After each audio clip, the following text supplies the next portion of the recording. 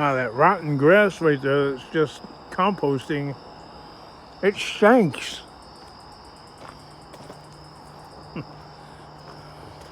This is almost like the Barry Streamer place with all the broke down cars. You know what? I got you. We all got hand Barry. At least he's got a collection of stuff that's actually worth something, as opposed to that Jabba dude.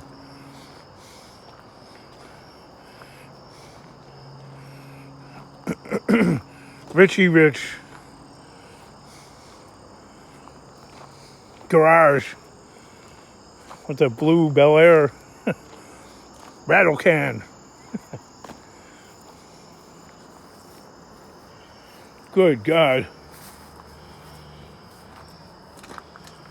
Go watch Poor Man's Speed Shop or Mach O, MACH 0. You'll figure out what I'm talking about. And Jabba the dude makes Barry look like a real Henry Ford or something. I don't know.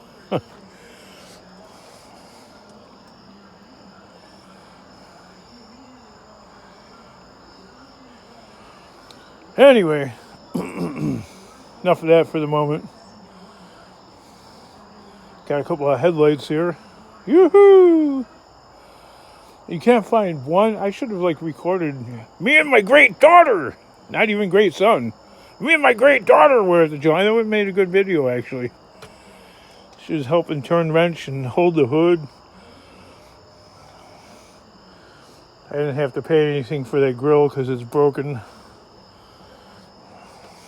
Can't find one Ford F-150 in that junkyard that isn't all I don't know, fiddled with. To get the core support at the junkyard, I took my Sawzall and I just cut through this cheap steel. That stuff cuts like butter. So when I was taking the core support out, I'm like, well, I do need an AC condenser. So I cut those lines, and then I know for sure that's good because all the refrigerant just went all over the place. So yeah, I cut the steel part out. This is cast aluminum, and it's riveted in here internally somehow, and I wasn't equipped with or had the patience to spend countless hours at the scrapyard monkeying with it. I'd rather just bring it back home with the pieces chopped off like that, and then get that aluminum core support out, which is supposed to fit into these unibody, well, it's not really unibody, you just got a real frame horns, or whatever you want to call them. See, it fits into there. So I haven't gotten the rivet out of this one. I got the top rivet out, and I had to butcher that a little bit. There's nothing on YouTube. There's no YouTube tutorials that are quality enough that show you exactly how to get this thing out of here. The guy goes around with his camera real quick, and he's like, well, there's a couple of spot welds here or there, and there's nothing. There's nothing. Nothing.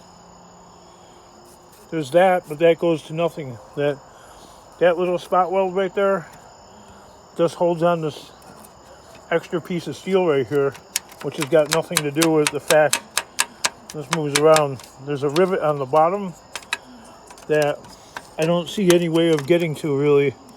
So rather than aggravate myself watching people that don't know what they're doing on YouTube, I'm going to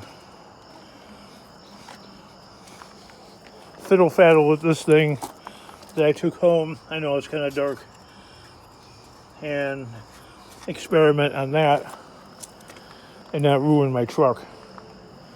King, you could have cut more of it back, and then you could have not had the smashed part right there. Yeah, I thought about that, but I have to learn how to weld, so I'm not going to do that. I'm not about that.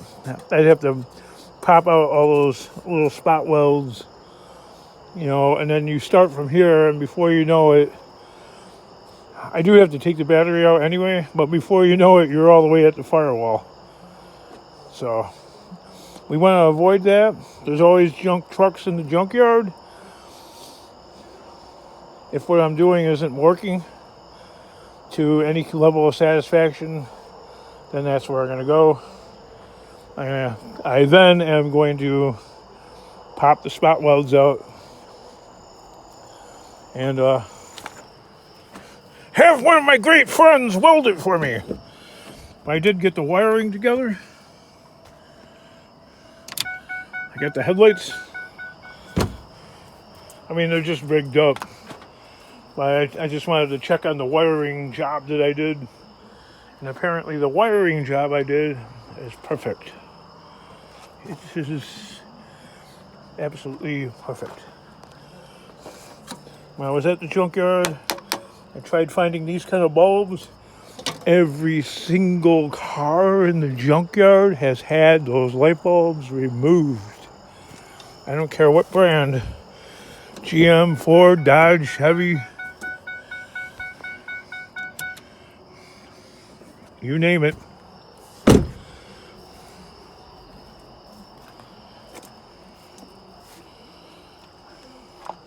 Old Birdie Bert from Scrap Farm was telling me, not that he's wrong.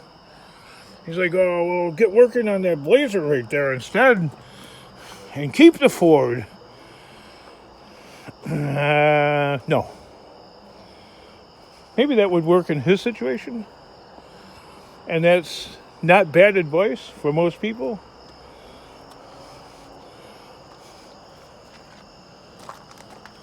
This time I got a decent trans cooler. My daughter took this one off. And we carefully inspected this one. Because the last one that I bought, the bottom part was snapped off. I didn't bother to look.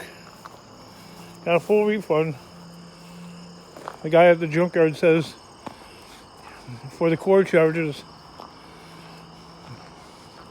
I don't have to bring back the complete part. He could be missing this, that, or the other thing, and they'll give money back. So that's like $200 worth of parts today, and about $140 yesterday. So I don't know, we're $330, something like that, with tax and core charges. It adds up quick. This top mount plastic piece right here. King, you need to do a video of you putting it together. Oh God, wouldn't you want to see that shit show?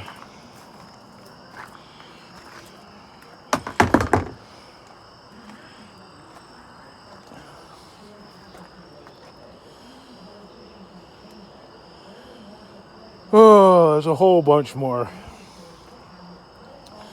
We'll get to working on it though. I'm determined to get it together. It's this point in the month. It's the first third of the month. About 3 weeks before rent is due and the mortgage payment has to be made. So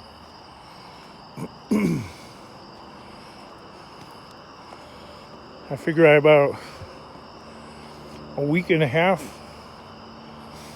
of playing around with the car, and then I gotta knuckle down and get to scrapping so I can pay the bills.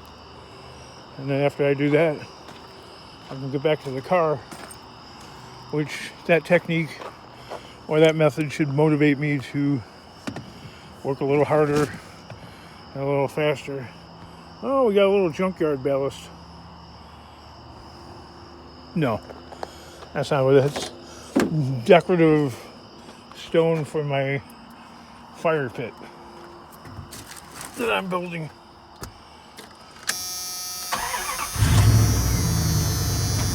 So anyway, scrap farm is like saying, you're driving those cars around with 500,000 miles. Yeah, I know, right? You're in grandpa mode now. Hey, Bart, you're not that far behind when you think about it. Life goes by very quickly. And you're a cat whisker away.